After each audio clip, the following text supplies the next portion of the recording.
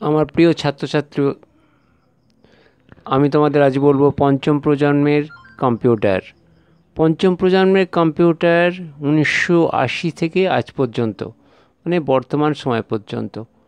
পঞ্চম প্রজন্মের কম্পিউটার যা বর্তমানে বিকশিত হচ্ছে তা সমান্তরাল প্রক্রিয়াকরণ এবং কৃত্রিম বুদ্ধিমত্তা অর্থাৎ এআই এর উপর কেন্দ্রীভূত। এআই বলতে একটি কম্পিউটারের মানুষের মতো শেখার এবং চিন্তা করার ক্ষমতাকে বোঝায়। কম্পিউটারের একসাথে বেশ কয়েকটি কাজ সম্পাদন করার ক্ষমতাকে সমান্তরাল প্রক্রিয়াকরণও বলা হয়। এবার পঞ্চম প্রজন্মের কম্পিউটারের বৈশিষ্ট্য। প্রধান উপাদান অর্থাৎ প্রধান ইলেকট্রনিক উপাদান কৃত্রিম বুদ্ধিমত্তার উপর ভিত্তি করে আল্ট্রা লার্জ স্কেল ইন্টিগ্রেশন ইউএলএসআই প্রযুক্তি এবং সমান্তরাল প্রক্রিয়াকরণ পদ্ধতি ব্যবহার করে। ভাষা প্রাকৃতিক ভাষা, মানুষের ভাষা বোঝে। আকার বহনযোগ্য এবং আকারে ছোট। ইনপুট আউটপুট ডিভাইস ট্র্যাকপ্যাড বা টাচপ্যাড, টাচ স্ক্রিন, কলম, speech input, voice recognition, light scanner, printer, keyboard, monitor, mouse ইত্যাদি। পঞ্চম প্রজন্মের কম্পিউটারের উদাহরণ ডেস্কটপ, ল্যাপটপ, ট্যাবলেট, স্মার্টফোন ইত্যাদি।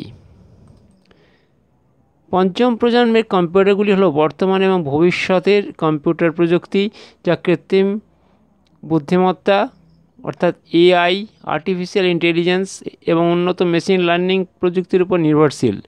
এই প্রজন্মের কম্পিউটারগুলি ভাষা অনুধাবন, জটিল সমস্যা সমাধান এবং স্বয়ংক্রিয় সিদ্ধান্ত গ্রহণে সক্ষম।